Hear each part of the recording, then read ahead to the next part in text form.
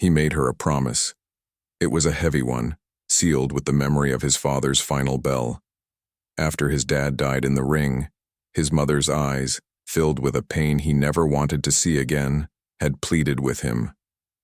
"Don't fight," she'd whispered, her voice cracking. "I can't lose you too." And so, he quit. He hung up the gloves, walked away from the canvas that felt more like home than any place on earth, and packed away the only part of himself that felt truly alive. For years he kept that promise sacred. He worked dead-end jobs, stacking shelves, washing dishes, anything to keep his hands from wrapping themselves in tape and leather. He'd feel the phantom itch in his knuckles, the ghost of a crowd's roar in his ears, but he'd push it down. He'd look at his mother's frail smile and remember why. It was for her. It was always for her. He'd watch old fights on a grainy TV, his muscles tensing, his mind replaying every jab, every hook, every pivot. He'd shadowbox in the dark of his small room, a silent dance with a ghost, feeling the rhythm, the power, the release. But then, he'd stop. Her face would flash in his mind, and the guilt would be a heavier punch than any opponent could ever land. But life has a cruel way of testing the promises we make. She got sick.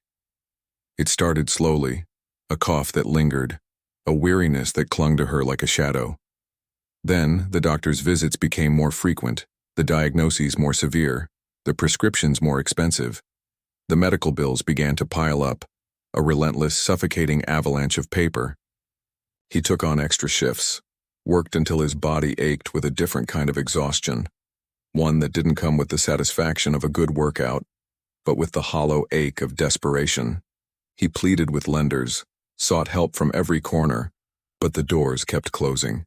The amounts were just too big, his income too small. Each no was a body blow, knocking the wind out of him, leaving him gasping for a solution that wasn't there. He'd sit by her bedside at night holding her hand, its skin thin and cool, and a cold dread would coil in his gut. The thought of losing her, of failing her, was a terror far greater than any opponent he could ever face in the ring. And in that darkness, a familiar, forbidden thought began to surface. A whisper at first, then a roar. There was one thing he knew how to do, one skill he possessed that could, in one night, erase the mountain of debt. It was the one thing he had sworn he would never do again. The irony was a bitter pill to swallow. The very thing that had taken his father, the thing she feared most, was now the only thing that might save her. He wrestled with the decision for sleepless nights, the promise he made at war with the desperation clawing at his throat. He saw her face, pleading, and then he saw the mounting bills, a death sentence written in dollars and cents. What was a broken promise compared to a life? "It's just one fight," he told himself, a desperate justification. "Just one. She'll never have to know. I'll win, I'll pay for everything, and we can go back to how things were."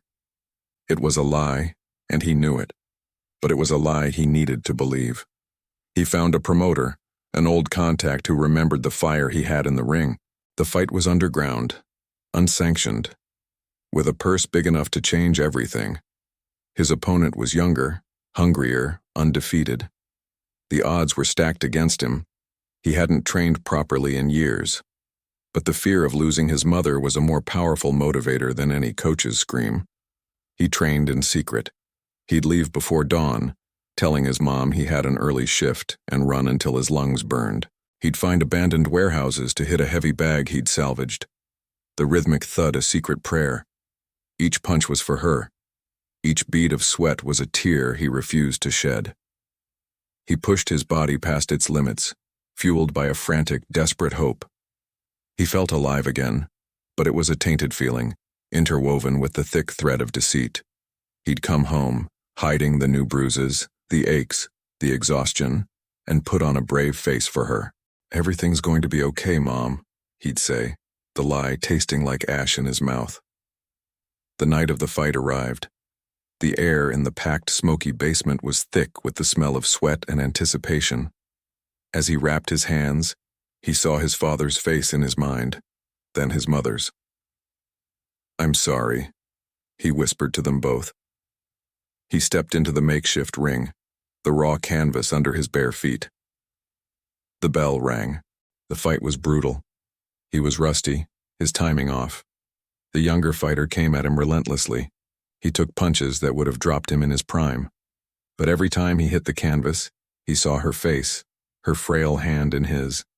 He saw the stack of bills. And he got back up. He dug deep, past the pain, past the years of inactivity, and found that old instinct, the fire he thought he'd extinguished.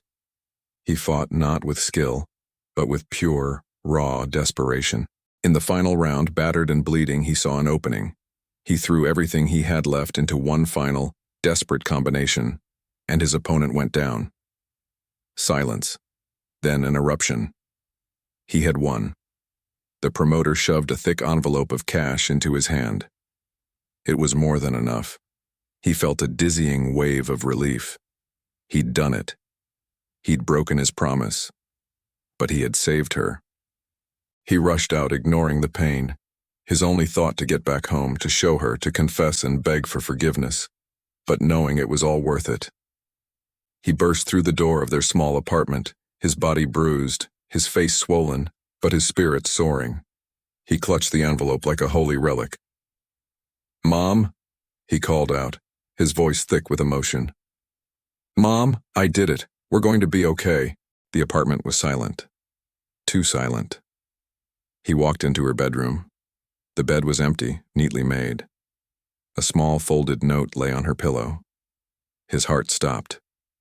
He stumbled over to the bed, his hands trembling as he picked it up.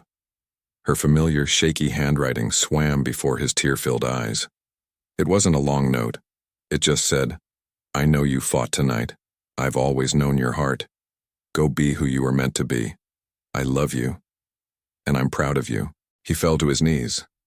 The envelope of prize money slipped from his grasp, the cash spilling onto the floor like useless paper. He'd been so focused on fighting for her future, he hadn't realized she had already left. On the very night he broke his promise to save her life, she had taken her last breath. He looked at the money, then at the empty bed, and a sound tore from his throat, a sound of utter desolation. Through a flood of tears, he whispered into the crushing silence, "I fought for you, Mom, but I still lost. Thank you for watching." It's stories like these that remind us of the sacrifices we make for love and the heartbreaking twists of fate. If this story touched you, please consider liking this video and subscribing to our channel for more content that makes you think and feel. We'll see you in the next one.